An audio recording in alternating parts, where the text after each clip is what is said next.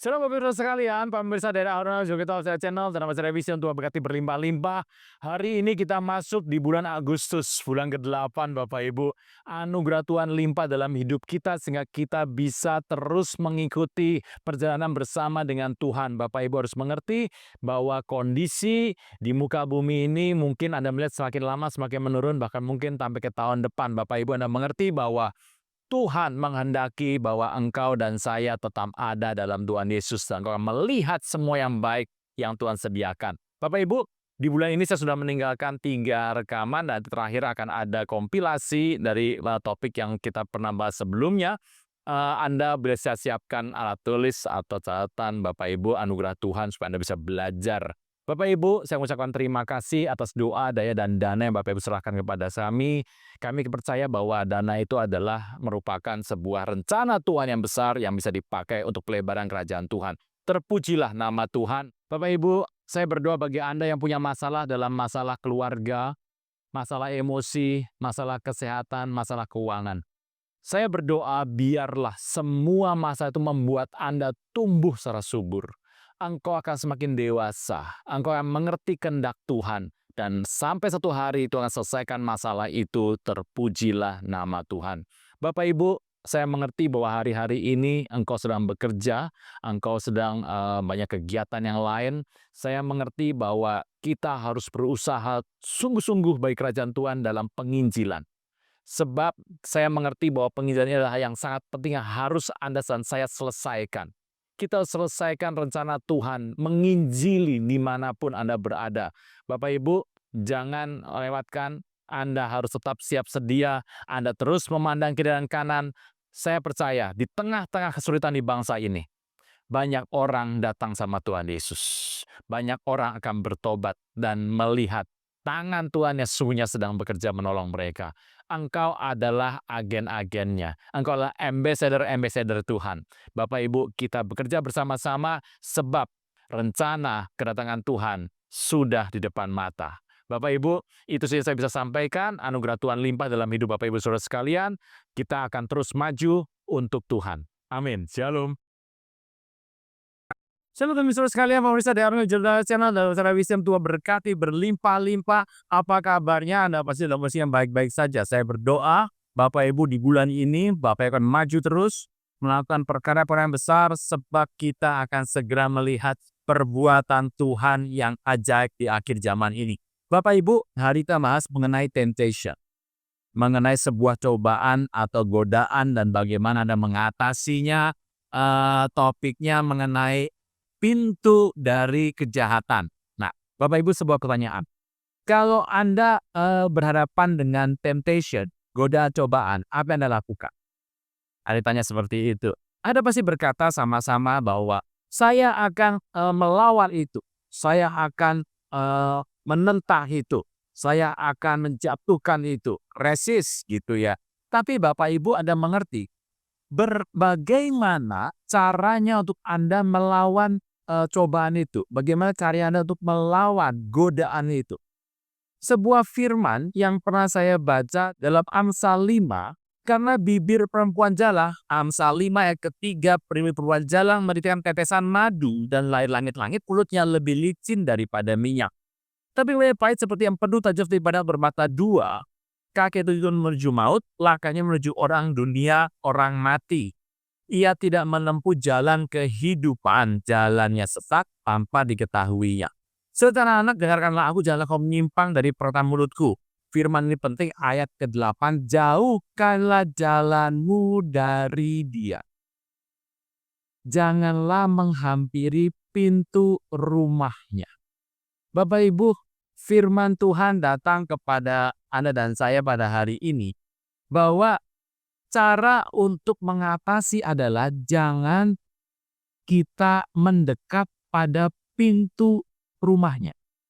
Jadi Anda tidak boleh deal dengan pintu itu. Kalau Anda tanya sama saya, apa sih artinya pintu? Pintu itu memang bukan dosa. Pintu juga bukan manusia. Jadi pintu itu bukanlah juga situasi yang berbahaya. Gitu ya. Kalau Anda mengatakan pintu itu juga bukan substansi dari penggoda, godaan itu substansinya bukan pintu itu. Pintu itu merupakan sebuah jalan yang akan menuju kepada hal-hal ini. Hal-hal cobaan, temptation ada di sini. Tapi ada pintu di depannya. Dan pintu itu Anda jangan mendekat kepada pintu itu. Nah, Bapak Ibu, kalau saya tanya sama Anda, Jangan tunda menerima Yesus. Hanya Yesus yang sanggup melepaskan Anda dari kesalahan dan dosa. Selalu ada waktu bagi Dia, tetapi tidak selalu ada waktu bagi Anda. Mari, ikuti saya mengucapkan doa berikut dengan yakin. Tuhan Yesus, ampuni semua kesalahan dan dosaku. Saat ini dengan sadar dan rela, aku mengundang Engkau sebagai Tuhan, Raja, dan Juru Selamat hidupku. Terima kasih Tuhan Yesus untuk namaku telah dicatat dalam kitab kehidupan. Amin. mana yang lebih membuat Anda gemetar? Mana yang lebih membuat Anda takut? Orang yang berusaha mencobai Anda, orang yang berusaha untuk membuat sebuah godaan bagi Anda, atau pintu? Mana yang buat Anda lebih takut? Iya. Anda pasti bilang, ya orangnya tuh Pak, bukan pintunya. Kalau saya tanya sama Anda, dari semua kondisi, mana yang membuat Anda merasa tergoda? Anda merasa tempted gitu ya. Apakah substansi dari hal-hal yang edik, narkoba, judi gitu ya. Jadi apakah substansi yang membuat Anda edik atau pintunya? Anda mungkin berkata, ya substansinya itu Pak, bukan pintunya. Kalau saya tanya sama Anda, apa yang membuat Anda merasa lebih membuat engkau takut? Apakah situasi berbahaya, dangerous situation-nya, atau pintunya? Anda mungkin mengatakan, ya dangerous situation dong Pak. Situasi yang berbahaya dong. Berarti orangnya, substansi ediknya, atau situasi yang berbahaya itu melebihi pintunya. Nah, Bapak Ibu, kalau Anda melihat ini semua, tetapi bagaimana untuk supaya Anda dan saya tidak mengalami godaan atau cobaan dari hal tersebut? Kuncinya ada di pintu. Pintu adalah bagian depan dari sebuah cobaan. Bagian utama dari sebuah tempting. Dari godaan pertama itu ada sebuah pintu dan pintu itu engkau harus hindari. Bapak Ibu Anda mengerti Tuhan Yesus pernah cobai 3 kali. Bapak Ibu Anda bisa menonton The Origin of Evil dari WBW. Kisah ini seperti ini gambarnya Bapak Ibu Anda bisa melihat ya.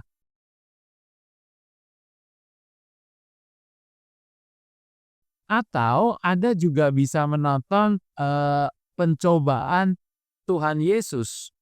Ada 3 hal di mana Satan itu pernah berkata sama Tuhan Yesus, apakah engkau tidak menjadikan roti dari batu-batu ini supaya kau bisa makan tidak kelaparan? Tapi Tuhan berkata, dia berpegang teguh kepada firman yang mengatakan ada tertulis bahwa manusia itu hidup bukan dari roti saja tapi dari firman yang keluar terus-menerus dari mulut Allah. Bapak Ibu Anda mengerti bahwa Tuhan Yesus mengucapkan firman. Ada sebuah pencobaan yang bisa dikatakan engkau jatuhkan dirimu dari atas. Mengenai engkau ada tertulis dalam Mazmur 91 bahwa malaikat-malaikat Tuhan akan diperintahkan Tuhan untuk mengatakan kakimu supaya engkau tidak akan terantuk kepada batu. Tuhan berkata, oh engkau salah. Engkau tidak boleh mencobai Tuhan Allah. Yang terakhir, Iblis berkata bahwa naik ke dalam hubungan Yesus melihat seluruh kerajaan di muka bumi kerajaan Romawi dan dia katakan engkau sujud menyembah aku berikan semua kepadamu. Tuhan berkata, oh iblis, engkau hanya menyembah Tuhan kepada dialah engkau berbakti dan engkau pergi saat ini. Bapak Ibu, Satan mengatakan kepada Tuhan Yesus cobaan-cobaan. Dan Tuhan Yesus membalikannya dengan firman. Nah jadi firman itu yang Anda pegang. Anda sudah membaca firman yang tadi saya bacakan dalam Amsal ke-5 ayat 3 sampai ke-8 ayat 8 yang paling penting. Di situ dituliskan engkau harus memegang sebuah firman. bahwa hati-hati untuk engkau melihat, engkau jangan sampai ditutup salah tidur. Kalau engkau sudah tahu pintu itu bukan dosa, itu bukan manusia, itu tuh bukan situasi yang berbahaya, bukan sama sekali. Tetapi pintu merupakan sebuah hal, sebuah cara untuk sampai kepada cobaan itu. Bapak Ibu, hari ini Anda berdoa sama Tuhan, lalukan langkahku. Bawa aku, tuntun aku, supaya aku tidak mendekat kepada pintu-pintu percobaan. Pintu-pintu pencobaan yang ada, jauhkan aku dari situ. Bapak Ibu, Anda mengerti bahwa situasinya akan berubah, Bapak Ibu. Jadi, Bapak Ibu, Anda tidak perlu menjauhi sebuah situasi kalau Anda melihat ada dosa di sana. Engkau berkata, Tuhan, jauhkan aku dari dosa itu. Sebetulnya setiap dosa, setiap cobaan, ada pintunya.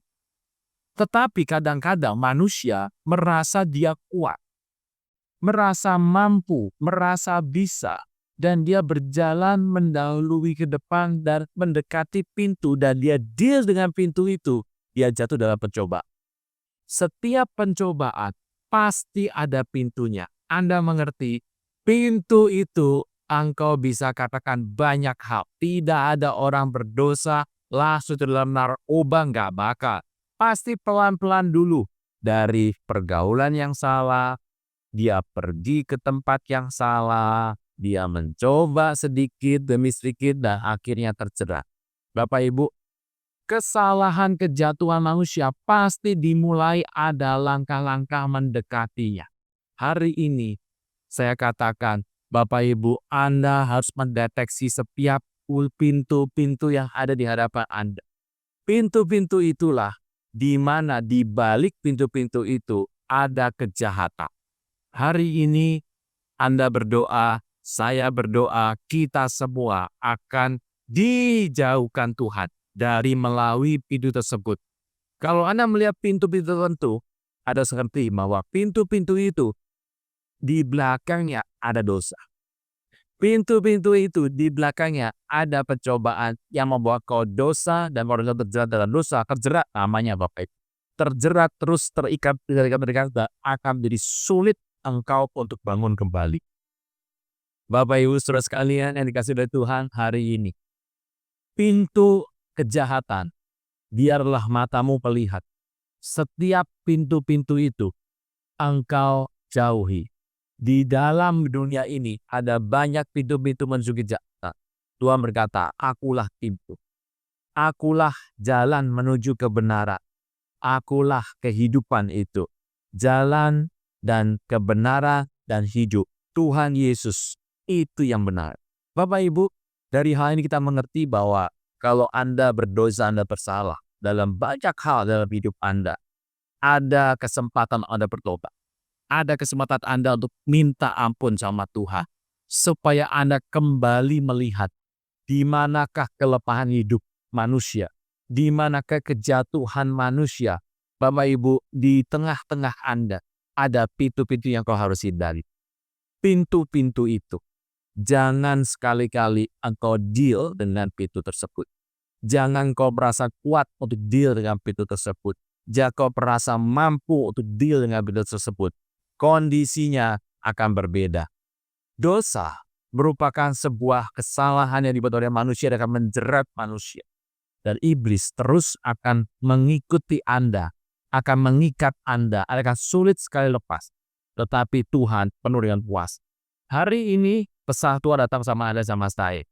Firman Tuhan berkata bahwa engkau harus menjauhi semua hal yang di belakangnya ada terdapat dosa, ada terdapat godaan, ada terdapat temptation di sana. Seluruhnya engkau harus hindari.